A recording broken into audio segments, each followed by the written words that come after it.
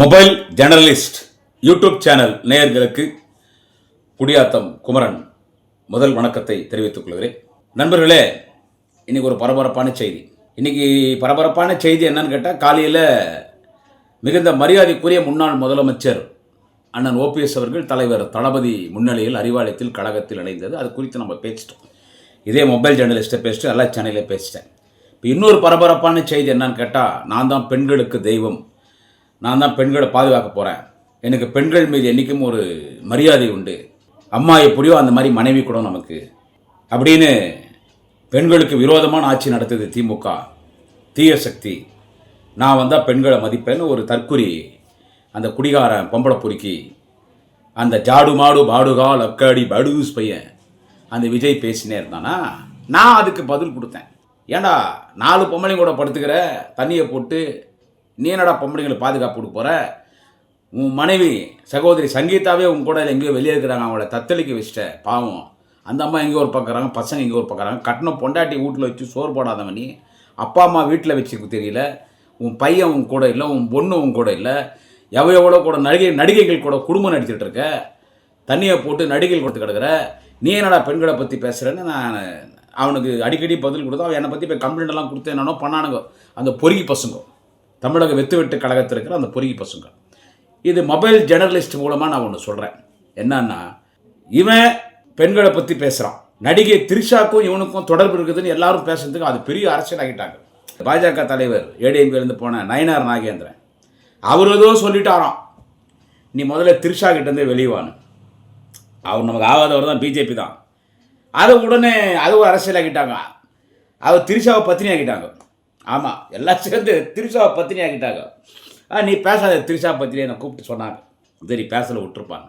இன்றைக்கி என்ன நடந்துச்சு தெரியுமா? இப்போதான் விஷயத்துக்கு வரேன். பெண்கள் மனைவியை தெய்வமாக பார்க்கணும், அம்மாவை தெய்வமாக பார்க்கணும் நல்லா சொல்கிறேன்ல.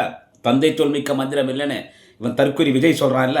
இன்றைக்கி அவனுடைய மனைவி சகோதரி சங்கீதா அவர்கள் செங்கல்பட்டு நீதிமன்றத்தில் ஒரு மனு கொடுத்துருக்காங்க ஜட்ஜிக்கிட்ட. எனக்கு விவாகரத்து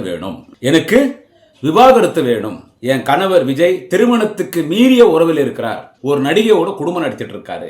2001 2011 ஏதோ ஒன்று சொன்னான் அவன். நான் அந்த உறவை துண்டிச்சுக்கிறேன்னு. ஆனால் அந்த உறவுல தான் இருக்கிறார், அந்த நடிகையோட தான் உறவில் இருக்கிறார். என்னோட குடும்ப வாழ்க்கையில் இல்லை, என்னோட குடும்பம் நடத்தலை. ஸோ எனக்கு அப்படிப்பட்ட ஒரு கணவர் என்கின்ற உறவு எனக்கு தேவையில்லை. நான் விஜய்க்கு மனைவியாக இருக்க நான் விரும்பலை. எனவே எனக்கு விவாகரத்து வேணும். எனக்கு விஜய்கிட்டேருந்து விவாகரத்து வாங்கி கொடுங்க. விஜய் என்னுடைய கணவர் விஜயிடமிருந்து எனக்கு அழுத்தம் வந்தால் நடிகையின் பெயரை வெளியிடுவேன் இப்படின்னு கோர்ட்டில் ஒரு கேஸை ஃபைல் பண்ணியிருக்காங்க. இன்றைக்கி தான் அதுக்கு ஒரு கேஸை ஃபைல் பண்ணியிருக்காங்க. யாருன்னு கேட்டால் விஜயனுடைய மனைவி சகோதரி திருமதி சங்கீதா அவர்கள். என் புருஷன்கிட்ட எனக்கு டைவர்ஸ் வாங்கி கொடுத்துருங்க. அவன் ஒரு நடிகையோடு தொடர்பில் இருக்கிறான், எவ்வளோ சொல்லியும் கேட்கல, துண்டிச்சுக்கிறான்ட்டான். அவன் அந்த நடிகையோடு தான் ஃப்ளைட்டில் போகிறான், நாய்க்கு முத்தம் கொடுக்குறான். நடிகைக்கு மட்டும் முத்தம் கொடுக்காமல் நாய்க்கு முத்தம் கொடுக்குறான். அந்த நடிகையோடு தான் படுத்து கிடக்கிறான், நடிகையோடு தான் தண்ணி அடிக்கிறான், நடிகையோடு தான் தனி ஃப்ளைட்டில் போகிறான், நடிகையோடு தான் பங்களா எடுக்கிறான். அவனும் அவங்க வீட்டுக்கு போயிடுறான், வீட்டுக்கே வரதில்லை. அதனால் எனக்கு விஜய் கூட வாழ எனக்கு விருப்பம் இல்லை, எனக்கு டைவர்ஸ் கொடுத்துடு. யார் அந்த நடிகை நீங்கள் என்ன கேட்டால், என் கணவர் எனக்கு அழுத்தம் கொடுத்தா நடிகை பேரை சொல்லுவேன். யாருன்னு சொல்லிட்டு போ தங்கச்சி. திரிஷாவா கீர்த்தி சுரேஷா? கீர்த்தி சுரேஷ் இருக்கிறதுக்கு வாய்ப்பு இல்லைன்னு நினைக்கிறேன். அது கல்யாணம் ஆயிடுச்சு. திரிஷா 2 நாள் சொல்லிடுவாங்க. திரிஷா அப்போ நயனார் நாகேந்தர் திரிஷா கிட்டேருந்து வெளிவானோடனே அவளை பற்றினி ஆகிட்டாங்க. திரிஷா யாருன்னு எனக்கு தெரியும். அதெல்லாம் ஈசிஆர் ரோட்லலாம் எப்படி சுத்தம், எங்கெங்கே படுத்து கிடக்கும், எந்தெந்த பப்புக்கு போகும், எல்லா நடிகையும் நம்ம குறை சொல்ல முடியாது. எல்லா நடிகைகளும் கல்யாணத்தை திருமணம் பண்ணிக்கின்னு குழந்தை பெற்றுன்னு கணவனோடு இருப்பாங்க. ஒரு சில நடிகைகள் கல்யாணம் ஆன பிறகு குடும்ப வாழ்க்கையில் இருப்பாங்க, இல்லை வெளிநாட்டுக்கு போயிடுவாங்க. பல நடிகைகள் சினிமாவில் இருக்காங்க, ஹீரோயினாக இருக்காங்க.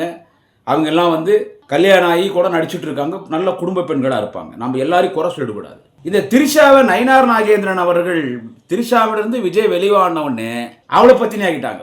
அது குறித்து எல்லாம் யூடியூப் சேனலில் கேட்டாங்க, நீ பேசுன ஆளை விடாப்பா, ஏற்கனவே பொம்பளைங்களை விரோதமாக பேசுகிறான்னு சொல்லி டெல்லியில் இருக்கிற மகளிர் கோர்ட்டில் கேஸ் அந்த அவர் பத்தினி, அவ பேர் என்ன விந்தியாவா, அந்த ஏடிஎம்கில் பேச்சாளர் இருக்கிறாள், எண்ணெயில் போட்டால் போண்டா மாதிரியே இருப்பான், அவ ஒரு கேஸ் போட்டால் ஆளை விட்றான்ட்டேன்.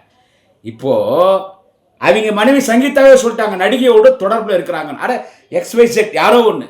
அப்போது ஒரு நடிகையோட தொடர்பில் இருக்கிறான், தற்குறி குடிகாரம் பொம்பளை பொறுக்கி ஜாடு மாடு பாடுகா லக்காடி படுஸ் பையன் விஜய் ஒரு நடிகையோடு தொடர்பில் இருக்கிறான். குடியாத்த குமரன் சொன்னால் கேஸு, எல்லாரும் சொன்னா கோர்ட்ல எங்க அண்ணன் யார் தெரியுமா, விஜய் தாய் குலத்தின் தங்க தலைவன், பெண்களன்னா அவ்வளோ மரியாதை, அவர் பெண்களுக்காகவே ஆட்சி நடத்துவார் எங்க அண்ணன். டேய் பொண்டாட்டி பொண்டாட்டி மரியாதைக்குரிய சகோதரி சங்கீதா அந்த மாதிரி கோர்ட்டில் சொல்லிட்டாங்க, ஒரு நடிகையோடு என்னுடைய கணவர் தொடர்பில் இருக்கிறாங்கன்னு. ஒரு குடும்பம் நடத்த லாயக்கு இல்லாதவன் கட்டின பொண்டாட்டி வச்சு குடும்பம் நடத்த தெரியல, பெத்த அப்பா அம்மாவுக்கும் ஸ்டோர் போடாதவன், சொந்த பையனுக்கும் பொண்ணுக்கும் அவங்கள வீட்டில் வச்சுக்கின்னு அவங்கள படிக்க வச்சு அவங்கள ஆளாக்க தெரியாதவன் இவன் நாட்டுக்கு முதலமைச்சராக வந்து என்னடா புடுங்குவான் விஜய்.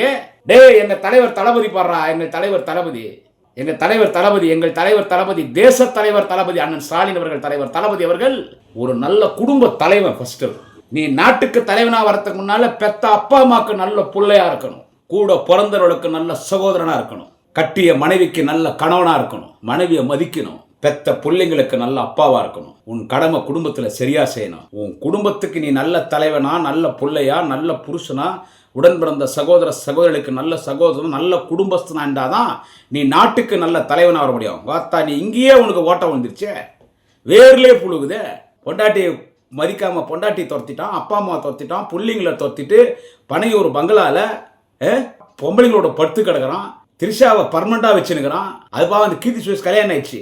இப்போ யாரும் நமக்கு சந்தேகமாகுது, யாருன்னு சந்தேகமாகுது, இவன் இந்த பொறுக்கி இவன் வந்து தளபதியை பத்தி பேசுறான், எச்ச பொறுக்கி நாய். டே என் தலைவன் தளபதி அப்பா அம்மாவுக்கு நல்ல புள்ளடா, மனைவிக்கு நல்ல கனவு. இன்னைக்கு கூட எங்க அண்ணி அவங்க தான் கொடுப்பாங்க டிப்ஸ், என்ன சாப்பிடணும், நீங்க வெளியே வந்துட்டாருன்னா அரை மணி நேரத்துக்கு ஒரு ஃபோன் வந்துனே இருக்கும், காஃபி குடிச்சிங்களா, எப்படி என்ன எப்படிச்சு காஃபி, யார் சமையல்கார் கூட வருவாங்க, அது உப்புக்காரெல்லாம் திட்டமாக இருக்கணும், இந்த டயட் ஃபுட் இப்படி தான் சாப்பிட்ணும், வாக்கிங் போகணும், எக்ஸசைஸ் பண்ணணும், அவங்கள கைட் பண்ணிகிட்டே இருப்பாங்க. ஒரு ஆணின் வெற்றிக்கு பின்னால் ஒரு பெண் இருப்பாங்கன்னு சொல்லுவாங்க. அது எங்கள் அண்ணி துர்கா அம்மா அவர்கள்.